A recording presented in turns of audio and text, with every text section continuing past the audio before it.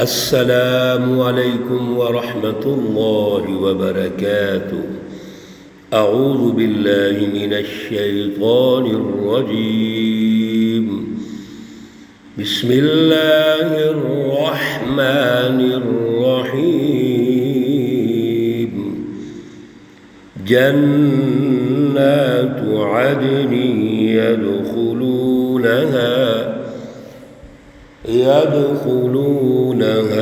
يحلون فيها من أساور من ذهب ولؤلؤا ولباسهم فيها حرير۔ صدق الله العلي العظيم۔ اللهم صل على سيدنا ومولانا محمد النبي الأمي وعلى آله وأصحابه وبارك وسلم وصل عليه۔ معزز سامعین و سامعات، سورۃ الفاطر پارہ نمبر 22، آیات مقدسہ نمبر 33، 34 اور 35۔ اللہ رب العزت ان آیات کا فہم اور شعور عطا فرمائے اور عمل کی توفیق اور صلاحیت عطا فرمائے۔ گزشتہ درس میں بڑی اہم گفتگو ہوئی جس میں کتاب مقدس قرآن پاک کا ایک تاریخی تسلسل اللہ رب العزت نے ارشاد فرمایا کہ یہ کتاب مقدس پہلی تینوں کتابیں اور صحف ابراہیم و موسیٰ ان کی مصدق ہے۔ اب یہ کتاب مقدس وہ ہے جس میں پہلی تمام تاریخ موجود ہے، تمام فکر اور فلسفہ موجود ہے، اور تمام جو پہلے اداروں کی تشکیل ہوئی، سائنسی ایجادات ہوئیں۔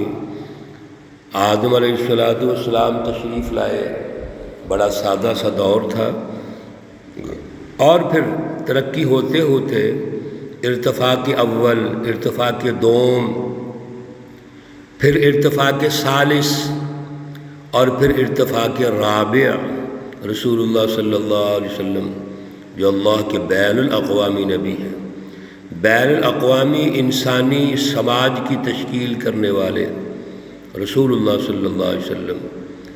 آپ نے ارتفاق رابع پر کام کرتے ہوئے اللہ رب العزت کی رہنمائی میں بین الاقوامی تبدیلیاں برپا کر دیں، بین الاقوامی انقلابات آ گئے۔ اب پوری انسانیت کے لیے جو رسول اللہ صلی اللہ علیہ وسلم کی حیثیت ہے اور قیامت تک آنے والوں کے لیے، وہ اللہ کے آخری نبی ہے اور مکمل اور اکمل رہنما ہے۔ اسی طرح کتاب مقدس قرآن پاک ہے، اور پھر اس کتاب مقدس کو قیامت تک کس طرح دنیا کے سامنے پیش کیا جائے گا، کون ہے جو پیش کرے گا؟ اللہ رب العزت نے امت محمدیہ کو یہ ذمہ داری سونپی، اور امت محمدیہ کے بھی جو سچے علماء اور سچی جماعت ہے، جو سابقون بالخیرات باذن اللہ ہے، ان کی ذمہ داری ہے کہ وہ ساری امت کو ساتھ لے کے چلے، ساری انسانیت کو ساتھ لے کے چلے، اور اگر امت میں کوئی غلطیاں بھی ہیں، گناہ ہیں انفرادی اجتماعی، تو ان کی تربیت کرے، ان کی ٹریننگ کرے۔ اللہ رب العزت دنیا اور آخرت دونوں جہانوں میں کامیاب کریں گے۔ میرے عزیزو، آج اللہ رب العزت ہمیں آیات مقدسہ میں اس جنت کا تعارف کروا رہے ہیں جو اعلیٰ جنت ہے، جس میں اللہ کے یہ سچی جماعتیں مہمان ہوں گی، اللہ میزبان ہوں گے، یہ اللہ کے مہمان ہوں۔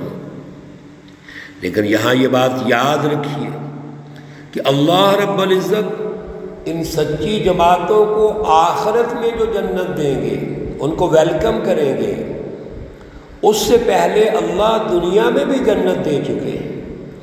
دنیا میں اس سچی جماعت کی جد و جہد کے نتیجے میں جو اعلیٰ فکر اور فلسفہ عدل کا انہوں نے قائم کیا، اللہ کی رٹ قائم کی، عدل کا سیاسی اور معاشی نظام قائم کیا، عدل کا سماجی نظام قائم کیا، اس کے نتیجے میں اللہ نے دنیا میں ان کو خوشحالی دی، امن دیا، دنیا میں عزت دی، اعلیٰ سائنس دی، اعلیٰ ایجادات کا مالک بنا دیا، اور دنیا میں قائدین کی لسٹ میں ان کا نام لکھا گیا۔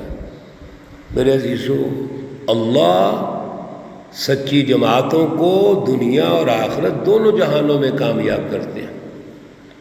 اب جنت جو ان کو ملے گی، آیت مقدسہ نمبر 33 میں اللہ ارشاد فرماتے ہیں جنات عدن، اور یہ باغات ہیں، جنت ہے جس میں وہ رہیں گے ہمیشہ، یدخلونہا، وہ اس میں داخل ہوں گے۔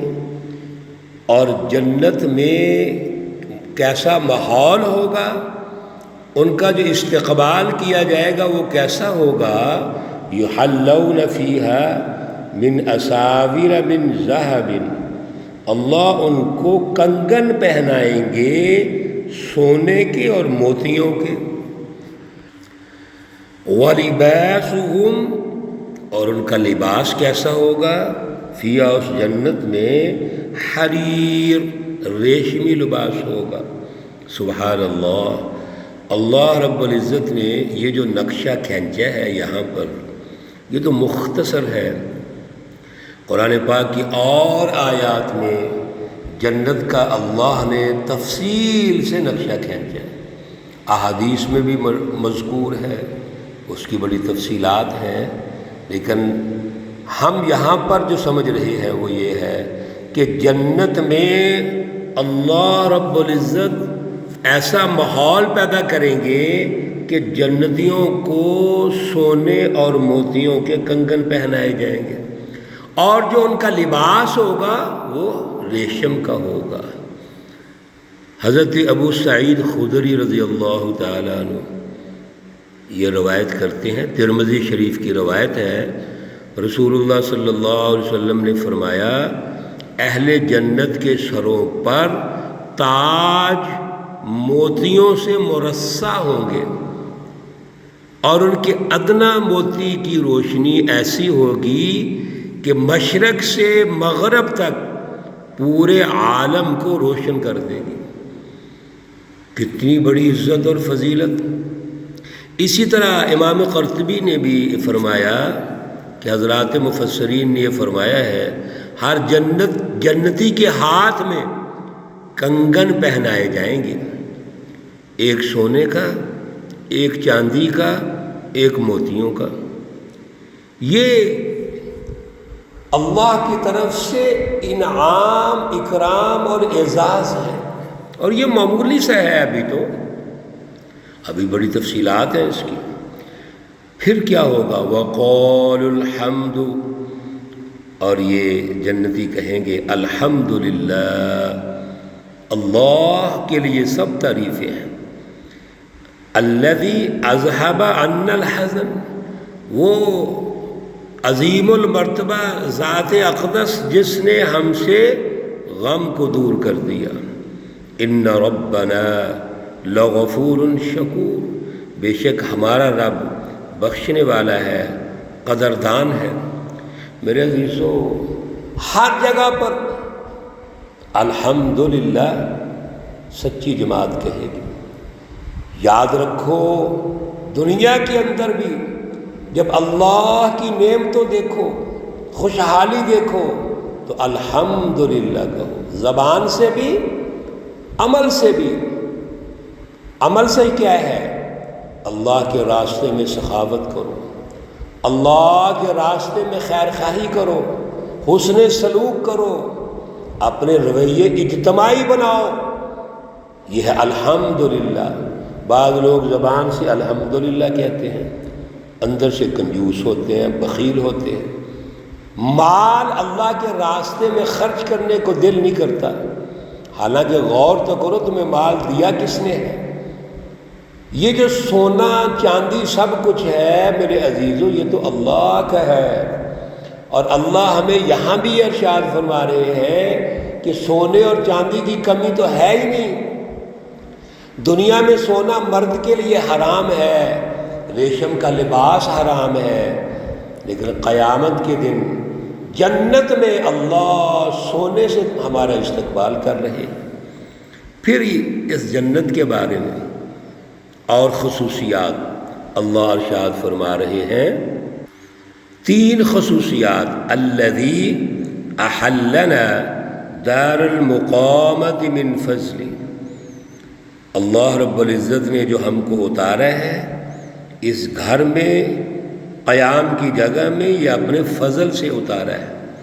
یہ اللہ کا جو گھر ہے، دار المقامہ ہے، یہ اللہ کے فضل سے ہے، اس میں کوئی زوال نہیں ہے، نہ کوئی وہاں سے نکالے گا، نہ کوئی خطرہ ہے جیسے دنیا میں ہو سکتا ہے۔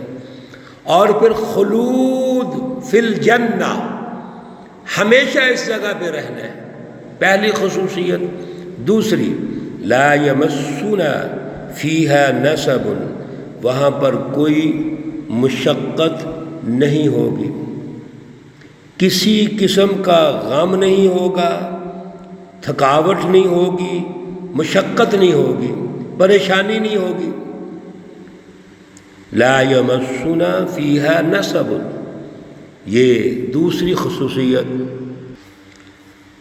عام طور پر دنیا کے اندر ہم جب کوئی چیز حاصل کرتے ہیں ہمیں مشقت کرنی پڑتی ہے، جد و جہد کرنی پڑتی ہے، لیکن وہاں پر کوئی مشقت نہیں۔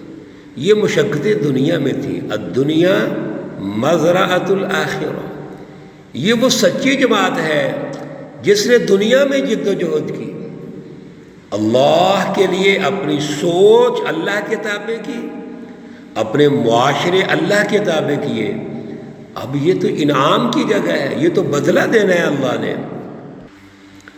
تیسری خصوصیت، ولا یمسنا فیہا لغوب، وہاں پر ہمیں کوئی تھکاوٹ نہیں ہوگی۔ لغوب، تھکاوٹ، سبحان اللہ۔ دنیا میں تو ہم تھوڑا سا کام کرتے ہیں پھر تھکاوٹ ہو جاتی ہے، اور تھکاوٹ کے بعد پھر ہم آرام کرنا چاہتے ہیں، اور جنت کے اندر تو جب مشقت ہی نہیں ہے تو تھکاوٹ کہاں سے ہونی ہے؟ میرے عزیزو، یہ اللہ مومنین کو، متقین کو، سچی جماعت کو دینا چاہتے ہیں، امت محمدیہ کو دینا چاہتے ہیں۔ لیکن اب ہماری کیا ذمہ داری ہے؟ ہماری ذمہ داری وہی ہے کہ ہم انما یخشی اللہ من عبادہ العلماء، جو پچھلے دروس میں ہم نے سیکھا ہے، یہ دروس اصل میں سیکھنے کے لیے ہے، سننے کے لیے نہیں۔ ہماری ذمہ داری یہ ہے کہ ہم اس سچی جماعت کے تابع ہو جائیں، ہم بھی وہی کردار ادا کریں جو ان سچی جماعتوں کا ہے، سچی امت محمدیہ بنے، پھر دنیا بھی ہماری ہے، آخرت بھی ہماری ہے۔ اللہ ہمیں توفیق عطا فرمائے۔ اللہ رب العزت تمام بیماروں کو شفائے کاملہ عاجلہ مستمرہ عطا فرمائے۔ اللہ رب العزت تمام مرحومین و مرحومات کو جنت الفردوس میں اعلیٰ مقام عطا فرمائے۔ ربنا تقبل منا انك انت السميع العليم وتب علينا انك انت التواب الرحيم، وصلى الله تعالى على النبي الأمي محمد وعلى آله وأصحابه أجمعين برحمتك يا أرحم الراحمين۔ السلام عليكم ورحمة الله وبركاته۔